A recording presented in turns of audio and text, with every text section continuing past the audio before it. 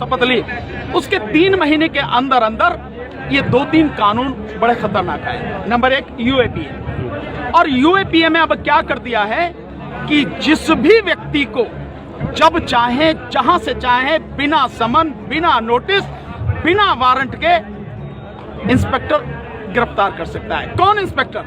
NIA वाला, national investigating agency वाला, उसको अथाह पावर दे देंगे। यही नहीं, केवल व्यक्ति को नहीं, उस व्यक्ति के साथ में जुड़ा कोई भी व्यक्ति हो, उसकी बात को मानने वाला, उसका प्रचार करने वाला कोई भी व्यक्ति हो, साहित्यकार हो, कलाकार हो, सामाजिक कार्यकर्ता हो, वो भी उसको भी गिरफ्तार कर सकता है। उसके घर में भी बिना किसी वारंट के जाके जो है उसकी तलाशी ले सकता है और उठा के जेल में बंद कर सकता है। क्या ये लोकतंत्र है? क्या ये संविधान का हनन नहीं है? संविधान के माध्यम से जो मुझे अधिकार मिले हैं उनका हनन नहीं है। आप किसी को भी कैसे गिरफ्तार कर सकते हैं? और नतीजा उसका यही हुआ क्योंकि यूएपीए कानून बनाया ही इसलिए गया था कि जो भी लोग सरकार के खिलाफ बोलें, और सरकार को यह मालूम था क्योंकि जिस हिंदू राष्ट्र के एजेंडे पर ये काम कर रहे हैं और 2025 में जिस हिंदू राष्ट्र को घोषित करने जा रहे हैं, और वो हिंदू राष्ट्र नहीं, वो मनु राष्ट्र होगा। हिंदुओं की बात नहीं है, क्योंकि कितने हिंदू हैं जो इस आंदोलन में हैं, कितने हिंदू हैं जिनको इस सरकार ने बर्बाद कर दिया जो हिंदुओं की बात करती है। इसलिए वो जो सारे के सारे लोग हैं उसके हिसाब से काम कर रही है। इसीलिए बहुत सोच समझ के एक षड्यंत्र के तहत वो ये कानून लेकर आए, और साथ में एक कानून इन्होंने गड़बड़ किया, जो आरटीआई एक्ट है, जो हमारा सूचना का अधिकार अधिनियम है, उसको पूरी तरह से खत्म कर दिया। तो ना सूचना आपके पास होगी, ना आप सरकार की कमियां कमजोरियां जान सकोगे, ना सरकार का घोटाला और उसकी गलतियां जान सकोगे, ना आप लड़ सकोगे। अगर आप दिल्ली का देख लो कि दिल्ली दंगे किसने करवाए? बीजेपी ने। दिल्ली दंगों में गृह मंत्री और गृह मंत्रालय पूरी तरह से शामिल था, लेकिन जो 2200 लोगों को गिरफ्तार किया गया है, उन 2200 लोगों में 2000 से ज्यादा वो लोग हैं या तो मुस्लिम हैं, या SC/ST के लोग हैं, या जो सामाजिक कार्यकर्ता हैं जो सरकार की गलत नीतियों के खिलाफ आवाज उठा रहे हैं। इसके अलावा और आप देखें, भीमा कोरेगांव वाला जो कांड है, उसमें जितने भी लोगों को गिरफ्तार किया गया, उस सारे के सारे लोग वेल एजुकेटेड, वेल क्वालिफाइड सामाजिक कार्यकर्ता, प्रोफेसर और एडवोकेट हैं। क्या कसूर है आनंद तेलतुंबड़े साहब का, जिन्होंने 35 किताबें लिखी हैं, दुनिया की अलग अलग यूनिवर्सिटी में जिन्होंने पढ़ाया है। इसी तरह से सुधा भारद्वाज विदेशों में पढ़ के आई और वहां से पढ़ के आदिवासियों के लिए काम कर रही, उनको भी बंद कर रखा है। 83 साल के बुजुर्ग फादर स्टैनले, जिनको बीमारी है पार्किंसन की, हाथ कांपते हैं, उनको आपने गिरफ्तार करके बंद कर दिया। तो सरकार को सोचना नहीं चाहिए, इससे ज्यादा भी कोई और दुरुपयोग हो सकता है। तो ये दुरुपयोग है, इसी के लिए बनाया क्योंकि जो सरकार काम करने जा रही है उसी में ये सारी चीजें काम आएंगी। एक बात पूछना चाहूंगा कि आपको क्या संभावना लग रही है कि आने वाले समय में और कौन से किस तरह के बिल पेश और पास हो सकते हैं? देखिए, मैं नहीं जानता कि उनकी उसमें क्या क्या उनके वो सब करना चाहेंगे। हमारा केवल एक है, आप संविधान के खिलाफ काम करोगे, और उससे भी कहीं ज्यादा जब आप देश को तबाह और बर्बाद करने के लिए काम करोगे, हम उसे बर्दाश्त नहीं करेंगे। आप जो कर सकते हैं, तानाशाह बने हुए हैं, और हम जानते हैं कि तानाशाही आपकी कायम रहे, उसी के लिए आपने देश की सेना को सीधे अपने हाथ में लिया है। तीनों सेनाओं के ऊपर एक आपने चीफ ऑफ डिफेंस स्टाफ बैठाकर विपिन रावत को सीधे सेना को अपने हाथ में ले लिया। इसका मतलब जो सेना आज तक राष्ट्रपति के हाथ में थी, अब से पहले आपने राष्ट्रपति के हाथ से लेके सेना को सीधे प्रधानमंत्री ने अपने हाथ में ले लिया, और सीधे जो है उनके प्रति उत्तरदायी उसको विपिन रावत को CDS को बना दिया। इसका मतलब ये है कि आप ये काम किस लिए कर रहे हैं? तानाशाही के लिए। क्योंकि जो तानाशाह होता है, जो अपनी हर बात को जबरदस्ती देश की जनता पर थोपना चाहता है, वही व्यक्ति सेना को अपने हाथ में लेता है। इसीलिए उन्होंने ये किया है। लेकिन अब अति हो चुकी है, आंदोलन के लिए पूरा देश अब सड़क पर है, लगातार ये काफिला, ये आंदोलन बढ़ता जा रहा है, और अब इस पूरी गंदगी को साफ करके ही ये आंदोलन रुकेगा, उससे पहले नहीं। संविधान कैसे बचेगा? संविधान यही बचाएंगे जो आंदोलन करने वाले किसान हैं, इनके साथ में जो मजदूर हैं, जो एडवोकेट हैं, डॉक्टर्स हैं, इंजीनियर्स हैं, नौजवान हैं, महिलाएं हैं, पुरुष हैं, सारे लोग देश के आज आंदोलन कर रहे हैं, मिलकर आंदोलन कर रहे हैं। सरकार के पास सारी न्यूज है। यहाँ भी जो सब कुछ हो रहा है, कोई ना कोई इंटेलिजेंस का आदमी होगा, सब उनके पास खबर जा रही है। तो उन्हें मालूम है कि आंदोलन कितना व्यापक है, जड़ें इसकी कितनी गहरी हैं और कितना मजबूत है। इसी आंदोलन से साफ होगा सब कुछ। और मैं तो यही कह रहा हूँ, बेहतर सरकार के लिए यह है जितनी जल्दी हो सके हाथ जोड़ के किसानों से, देश के लोगों से माफी मांगे, मुझसे गलती हो गई, और तीनों कानून वापस ले लें, एमएसपी को कानून बना दें। अगर नहीं हुआ, चाहे जितना समय लग जाए, आंदोलन रुकेगा नहीं और मजबूत होगा। और अगर जरूरत पड़ी तो मोदी जी और मोदी जी की सरकार बीजेपी आरएसएस को उखाड़ के फेंक दिया।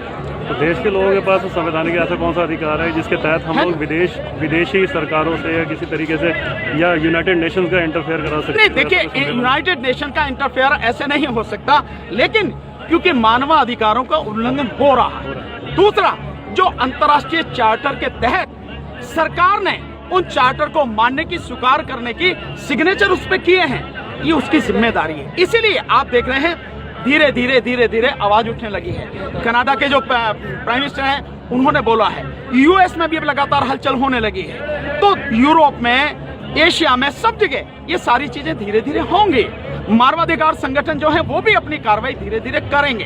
तो हमारी बेसिक सीमाएं हैं, लेकिन ये आंदोलन दुनिया में पहुंचेगा, बशर्ते हमें संवैधानिक तरीके से, जैसे हम आज तक कर रहे हैं, ऐसे ही हम आगे करते रहें और आगे करेंगे। साथ में ऐसे पहुंचेगा, ये आंदोलन की जीत बहुत बड़ी होगी। मैं आपको बता दूं, जो ये अंबानी है और जो अडानी है और इनके साथ में लाला रामदेव है, इन तीनों के उत्पादों का पूरी तरह से हमें बहिष्कार करना है, पूरी तरह से।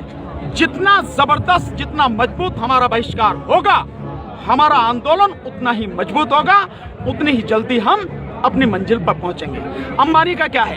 अंबानी के कई तरह के जो न्यूज 18 करके चैनल्स हैं, कई कलर्स नाम के जो टीवी चैनल्स हैं, सब उसी के हैं। लगभग जहां भी लगभग 65 चैनल, बिल्कुल 65 चैनल है उसके। वो साथ में जो उसके पेट्रोल पंप हैं, हम में से जितने भी साथी अपनी गाड़ी में, स्कूटर में, अपने ट्रक में, ट्रैक्टर में, कहीं भी तेल भराएं, कुछ भी कर लें, अंबानी के पेट्रोल पंप पर नहीं जाएंगे, रिलायंस वाले पे नहीं। कितने लोग इस बात का समर्थन करते हैं? हाथ खड़ा करें। बताइए कितने समर्थन करते हैं जी? दूसरा, प्रताप जी, एक मैं पूछना सर, एक चीज अभी वो छोटी सी रहेगी, बस 1 मिनट में। इसके साथ साथ जो जियो है और जितने भी इनके, जहां रिलायंस अंबानी देखो, उसका बहिष्कार करना है। 8,784 इनके जो है Reliance digital, Reliance fresh, Reliance smart, जितने भी इनके जो है वो हैं। मैं आपको पूरी लिस्ट परसों तक सारी लिस्ट दूंगा, इनके कौन कौन से उत्पाद हैं, क्या क्या है, पूरी लिस्ट हर जगह आपको मिलेगी सारी, मैं सब दूंगा। इन सब का हमें पूरी तरह से बहिष्कार करना, हमें जाना ही नहीं। इसके अलावा अडानी का जो फॉर्च्यून नाम से तेल, फॉर्च्यून नाम से आटा, चावल, दाल, जो भी कुछ है, उस सब का बहिष्कार करना है। फॉर्च्यून जहां पे लिखा हो FORTUNE, फॉर्च्यून, इसका बहिष्कार।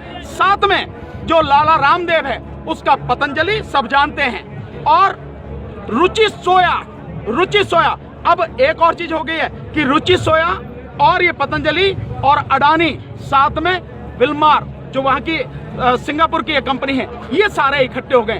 तो रुचि सोया जहां भी हो, पतंजलि जहां भी हो, फॉर्च्यून जहां भी हो, रिलायंस जहां भी हो, इसका पूरी तरह से बहिष्कार हमको करना है। आपके माध्यम से छोटी सी आधे मिनट में रिक्वेस्ट करूंगा, हर आदमी को, क्योंकि ये देश को बचाने की लड़ाई है, हर व्यक्ति को इस आंदोलन में अपनी भागीदारी देनी चाहिए। हफ्ते में कम से कम 1 दिन, और अगर वो भी नहीं कर पाते हैं, कहीं भी आइए, 1 दिन जरूर आइए, चाहे सिंगू बॉर्डर पर आइए, चाहे यहाँ पर आप गाजीपुर बॉर्डर पर आइए, चाहे आप जो है टिकरी बॉर्डर पर जाइए, चाहे राजस्थान शाहजहांपुर बॉर्डर पर जाइए, कहीं भी जाइए, 1 दिन जरूर दीजिए, क्योंकि सबकी लड़ाई है। दूसरा, अगर ये भी नहीं कर सकते तो जो बहिष्कार हमने बताया, इसका पूरी तरह से बहिष्कार कीजिए। आंदोलन ने न केवल सरकार की रातों की नींद और दिन का चैन हराम कर दिया है, सबसे बड़ी इस आंदोलन की ताकत एक है कि ये आंदोलन जो हमारे पंजाब के किसान भाई हैं, मजबूत जो साथी हैं, इसे वो लीड कर रहे हैं। ये किसी को बहका सकते थे, किसी को डरा सकते थे, ना इन्हें डरा सकते ना हटा सकते। इसलिए अपने इन भाइयों के साथ में पूरा देश खड़ा हो गया है। इसलिए ये आंदोलन न केवल सरकार को सही सबक सिखाएगा, कानून वापस लेने पर मजबूर करेगा, बल्कि आगे आने वाले जो आंदोलन होंगे उनको बहुत कुछ सिखा रहा है। मैंने अपनी जिंदगी में ऐसे आंदोलन नहीं देखे। मैं हिस्ट्री का छात्र रहा हूं, इतिहास मैंने पढ़ा है, एमए तक मैंने इतिहास में, न केवल इतिहास में बल्कि आजादी के बाद इस देश में इतना सुनियोजित, इतना अनुशासित और इतना सशक्त आंदोलन मैंने अभी तक नहीं देखा जो ये आंदोलन है। इसलिए इस आंदोलन में किसानों की और देश की जीत होगी। एक सवाल और करना बताएं। जैसे आज हमारी जो टक्कर हमारे किसानों की वो सीधी कारपोरेट घरानों से है, सरकार से भी नहीं, एक तरह से समझा जाए तो कारपोरेट घरानों से। आपको नहीं लगता कि किसानों को और हमारे मजदूरों को या इनको दोबारा फिर से कोऑपरेटिव सोसाइटीज की तरफ ध्यान देना चाहिए? नहीं, निश्चित रूप से। देखिए, हम तो अगर जरूरत पड़ेगी तो हम आगे तक भी जाएंगे। आपका क्या सुझाव है? बिल्कुल ये सही सुझाव है। हमारी जो कोऑपरेटिव सोसाइटी थी, उन सोसाइटीज को हमें मजबूत करना पड़ेगा। भाई, अगर सरकार से टक्कर ही लेनी है, जब सरकार इसी बात में आमादा है, तो जो भी बेहतर रास्ते होंगे हम उस पर चलेंगे। और ये कोऑपरेटिव सोसाइटी का जो हमारा एक कंसेप्ट है, ये निश्चित रूप से बहुत अच्छा कंसेप्ट है, बशर्ते जो कोऑपरेटिव सोसाइटीज में लोग हैं वो ईमानदारी से लोगों के भले के लिए काम करें। कि किसानों को खुद अपने हाथ में लेना पड़ेगा। बिल्कुल लेना पड़ेगा। और केवल यही नहीं, अगर सरकार नहीं मानती है तो भाई नाज तो हम ही पैदा कर रहे हैं, जो भी कुछ पैदा कर रहे हैं खेती में हम ही कर रहे हैं ना। हम यहां तक भी जाएंगे कि चाहे सरकार जितना जोर लगा ले, एक भी दाना, एक भी सब्जी, एक भी फल किसी भी उद्योगपति को और पूंजीपति घराने को देंगे नहीं। तो कर ले जो भी करना है, यहाँ तक भी हम चाहेंगे। मेरा आखिरी सवाल है कि आप ये बताइए कि आप इस आंदोलन का नतीजा क्या देख रहे हो? दूसरे साथ में जोड़कर बताना कि जो इस आंदोलन को बदनाम करने की साजिश रची गई है वो तो नाकाम हो गई है। अब आप सरकारी तरफ से कोई शरारत देख रहे हो कि इस आंदोलन को फेल कैसे किया जाए? देखिए, वो शरारत हमेशा करेंगे। इस शरारत के लिए आपको दूसरे सबूत की जरूरत नहीं है। जब प्रधानमंत्री बजाय किसानों से बात करने के 3 घंटे की नौटंकी करते हैं और उस नौटंकी में झूठ ही झूठ बोलते हैं, सच एक शब्द भी नहीं है, और उस नौटंकी पर किसानों का, मजदूरों का, इस देश के टैक्स पेयर का 250 से 300 करोड़ रुपया खर्च करते हैं और अपनी गलती मानने को तैयार नहीं है, तो आपको समझ जाना चाहिए कि सरकार जो उसने कुछ जो बदतमीज टाइप के लोग जो हैं, कुछ एमएलए, कुछ एमपी, जो ये सारे तत्व हैं जो छोड़ रखे हैं, ये आगे और बढ़ेगा। हमें इससे परवाह करने की जरूरत नहीं, कुछ भी इनसे डरने की, इस बात पर ध्यान देने की भी जरूरत नहीं। हमें ध्यान सिर्फ इस बात पे देना है, हम अपना मोर्चा, हम अपना आंदोलन कैसे मजबूत करें, हम अपनी शक्ति को कैसे बढ़ाएं और कैसे गांव-गांव तक, घर-घर तक, हर व्यक्ति तक अपनी आवाज, अपना आंदोलन और सच्चाई पहुंचाएं। हमें इसी को, और साथ में बहिष्कार जो हम कर रहे हैं उसको कैसे पूरी तरह से सफल बनाएं, यही हमें करना है। सरकार अपनी आदत से बाज नहीं आएगी, क्योंकि सरकार, देखिए दिक्कत ये होती है कि जब आप, जो आपके आका हैं, उनकी गुलामी में इतने आप रम जाओ कि आपको कुछ नजर ही नहीं आता। वो कहते हैं ना कि सावन के अंधे को हरा ही हरा नजर आता है। तो अंबानी और अडानी की गुलामी में माननीय प्रधानमंत्री जी को कुछ नहीं नजर आता, तो वो तो जो कर सकते हैं बदनाम करने के लिए करेंगे। उनसे एक सवाल ये पूछा जाए, जब कोरोना संकट में पूरे देश के लोगों को, जिनको खाना नहीं मिल रहा था, उन्हें खाना खिलाने की बात आई, यही गुरुद्वारे, यही हमारे सिख समाज के भाई हर जगह जा जाके खाना दे रहे थे, खाना बांट रहे थे। दिल्ली सरकार ने कहा 2 लाख लोगों को खाना बनाना है, हमें खाना चाहिए, उन्हीं गुरुद्वारों में बनता था, उन्हीं गुरुद्वारों से जाता था, महीनों तो खाना बनाया। तब खालिस्तानी नहीं थे देश में, क्या दुनिया में कहीं भी आप देखिए, रिपोर्ट देखिए उस दौरान की, दुनिया में आप इंग्लैंड में देखिए, आप यूरोप के कई देशों में वहां देखिए, वहां खाना दे रहे हैं, खाना बांट रहे हैं। नेपाल में दिक्कत आई, वहां गए खाना बांटने। देश के किसी कोने में कहीं बाढ़ आ जाए, कहीं सूखा पड़ जाए, कोई दिक्कत आ जाए, यही सिख समाज के हमारे भाई, यही हमारे गुरुद्वारे सब कुछ लेके वहां पहुंच जाते हैं, बिना जाति, बिना धर्म, बिना छोटे ऊंचे बड़े, किसी का भेदभाव नहीं, काम सिर्फ सेवा करना। वहीं लोगों को खाना खिलाते हैं, कपड़े की जरूरत हो तो वो देते हैं, सब कुछ करते हैं। तब नहीं नजर आते ये खालिस्तानी है क्या है, तब क्या होते हैं ये लोग। तो ये एक सरकार का एजेंडा है और घटिया एजेंडा है। मैं यही सलाह दूंगा कि प्रधानमंत्री को बाज आना चाहिए इस तरह की सारी चीजों को करने से। ये सारे के सारे लोग इस देश को बचाने की लड़ाई लड़ रहे हैं, जिसको आप तबाह करना चाहते हैं और चंद उद्योगपतियों की चौखट पर गिरवी रखना चाहते हैं। और किसान अपनी लड़ाई नहीं, हर किसी की लड़ाई लड़ रहा है, क्योंकि जो कानून है उस कानून से किसान तो बर्बाद होगा ही, साथ में जो गरीब है, मजदूर है, वो बर्बाद होगा। साथ में जो व्यापारी बीज, खाद, कीटनाशक और खेती से जुड़े हुए यंत्र और टेक्नोलॉजी देता है, वो व्यापारी पूरी तरह से तबाह हो जाएगा। साथ में जो आड़ती है, वो आड़ती पूरी तरह से तबाह हो जाएगा। इसका मतलब ये हुआ कि पूरे देश को तबाह करने के लिए आपने एक कानून बनाया है। क्यों? क्योंकि आपको अंबानी और अडानी की गुलामी कुछ ज्यादा ही पसंद है। तो प्रधानमंत्री को सलाह, श्रीमान आप वहां से निकलें बाहर, यहाँ आके हाथ जोड़ के माफी मांग के कहें कानून वापस ले रहा हूँ, एमएसपी को कानून बनाओ।